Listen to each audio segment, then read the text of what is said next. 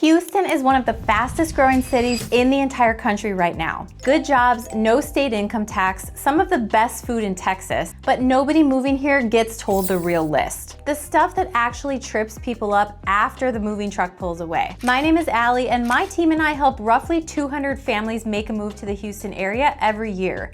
And today I'm giving you 10 things about living in Houston that you need to be able to handle before making this move. Some of these are deal breakers for certain people. Some of these actually have a silver lining nobody talks about. Stick around because number 2 and number 9 are the ones that catch relocators completely off guard. Let's start with the one that everybody already assumes they know about, but doesn't really understand until they actually live here. Houston summers aren't just hot.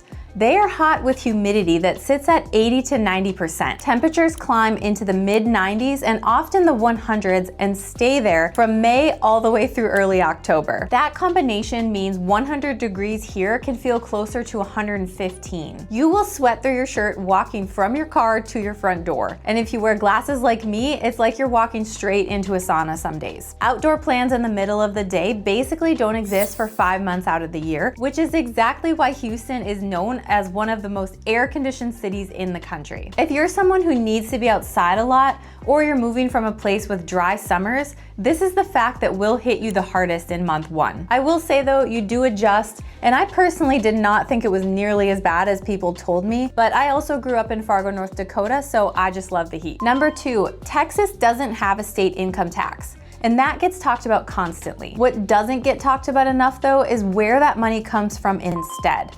Property taxes. Inside the city, you're typically looking at rates in the 2.4 to 2.8% range. Once you've moved out into the suburbs and newer master plan communities, that climbs to the 3s. And here's the part that actually catches people. That rate isn't just the base county and school tax. Brand new subdivisions are often layered with what's called a MUD, a municipal utility district, or a PID, a public improvement district. Those exist because the developer had to build the roads, the water lines, and the drainage themselves. And that cost gets passed to you as an extra line on your tax bill, sometimes for decades. I actually bought in a neighborhood with a PID myself, and it wasn't disclosed to me clearly at the time, and it came as a big surprise later, and not a good one. Now, here's the part that nobody tells you. This actually creates opportunity if you know where to look. Some of the older established subdivisions, the ones where the MUD or the PID has already been paid off, or the ones that were built by the county rather than a MUD district, carry noticeably lower effective tax rates than the shiny new subdivision next door with the exact same size home. That can be a big savings if you're willing to go for an older home. You can usually find much lower tax pockets in a lot of the more rural areas as well. It's also worth knowing that your tax bill isn't locked in forever the way your mortgage payment is. The county appraisal district reassesses your home's value every single year, and that valuation is what gets multiplied by the tax rate. So a home that felt affordable at closing can creep up over time as that area around it grows and values rise. If you're going to live in the home as your primary residence, make sure you actually file for your homestead exemption. That caps how much your taxable value can increase each year, and it's one of the simplest, most overlooked ways to keep that number from climbing faster than it should. Number 3,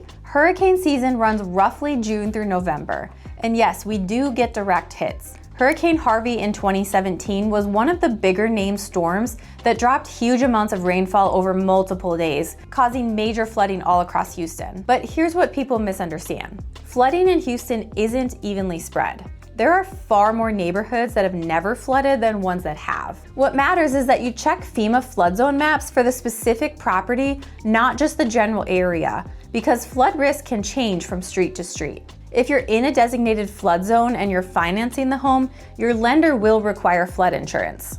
And when a storm does roll through, power outages lasting several days aren't unusual, and occasionally even weeks, which, paired with the lack of air conditioning in triple-digit heat, is a combination people really are not ready for. Number 4, I'll just say it. Houston traffic is genuinely bad.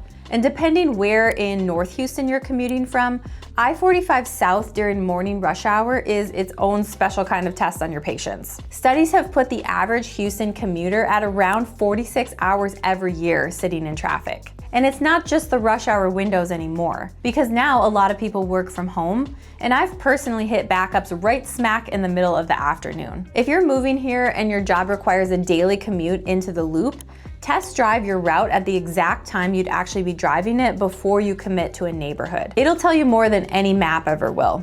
Just real quick, if you're watching this because you're seriously considering a move here, my team and I specialize in helping folks relocate from out of state, a lot of whom found me right here on YouTube. I put together a free relocation guide that walks you through the taxes, the flood zones, schools, and commutes in way more detail than I can pack into this one video. That link is in the description if you want to grab it. But jumping back in. Number 5, and I hate to break it to you, but Houston is not a walkable city. There are pockets, a few neighborhoods like in the inner loop where you can walk to a coffee shop or a restaurant, but the region as a whole was built around cars, not sidewalks. Everything is very spread out, and development keeps spanning further and further out from Houston as the city grows. I live here in Conroe, which is a northern suburb, and my commute to the city center is a solid hour with no traffic. If a car-free lifestyle is something you're not willing to give up, Houston is going to be really hard for you to adjust to. Number 6, this one surprises people who are moving from other cities. Because of the heat and humidity, Houston has an active bug season. Mosquitoes especially, and yes, they will bite through your clothing if you let water sit around your yard or if you have a pool. But it goes just beyond bugs. This is Texas Gulf Coast terrain, and Houston is basically a swamp, which means snakes are a real and normal part of outdoor life. If you're anywhere near a lake or a bayou, we also have alligators. None of this means you'll have daily encounters, but some people move here and have no idea this is a reality, so it's just good to know what's around. Grab your bug spray, don't let your kids or your pets roam around areas with water at dusk, and just have awareness. Funny story actually, so some of my clients moved to a channel on Lake Conroe, and they have a neighborhood alligator named Wilson. Usually though, the authorities make efforts to move them to the rural part of the lake away from people. Most of this activity picks up in the warmer months, right alongside everything else on this list, and it settles down considerably once temperatures drop in the winter. Number 7, if you're moving from somewhere with mountains or a coastline right outside your door, like I did coming from Denver, you may want to sit with this one for a bit. Most of Houston is very flat. We do have some beautiful hiking trails, but there are no mountains anywhere near here. And even though we're a coastal metro, Galveston is our closest beach access, which is realistically about an hour and a half away for the northern and western suburbs. If scenic elevation or a quick beach day is a non-negotiable for your quality of life, that's worth being honest with yourself about before you make the move. But here's a trade-off that's very easy to miss. That flat, buildable land is a huge part of why Houston stays affordable compared to cities with a more dramatic geography. Flat land is cheaper and faster to develop, which is a big piece of why new construction here can offer much more house and much more land for less money than you'd find in a market boxed in by mountains or coastline. What you give up in scenery, you often get back in square footage and price per square foot. And the way I look at it, for the amount of money you'll save living here, you can take several trips per year to visit the coast or the mountains. Number 8, Houston has grown so fast that toll roads have become the backbone of how people get around effectively. Beltway 8 circles the city, and the Grand Parkway, or the 99, loops around even further and connects a lot of the North Houston and Montgomery County growth corridors directly to the rest of the metro. These aren't really optional if you want to avoid the worst surface street traffic. Some days, it saved me like 30 minutes in the car.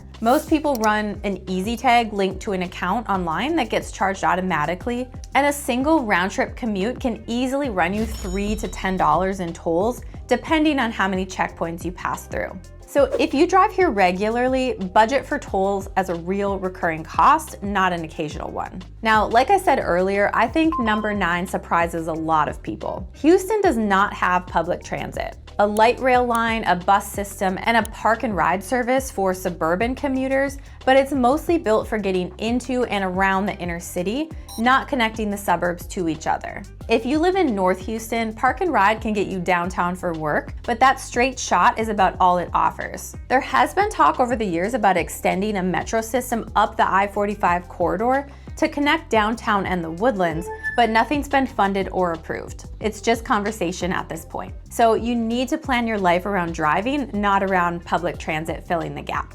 So the last one, number 10, and I want to be straight with you on this instead of just telling you what sounds good. If you're comparing school districts here to a national top 20 list, most Houston districts aren't going to top that chart. And I'm not gonna pretend otherwise, but that comparison alone can be misleading. What actually matters isn't a national ranking, it's your specific zoned campus, because school boundaries here are based on your exact home address, not the neighborhood as a whole. And those boundaries can shift as new schools open to keep up with growth. This is actually one of the most common things I help relocating families check out before they write an offer. I also tell my clients to scope out local Facebook groups and forums and find real people to direct their questions to, because online school ratings never give the full picture. Like, you could have an amazing teacher at a school that has a subpar rating, or vice versa. And sometimes those little details matter more when you're trying to find the best fit for your kiddos.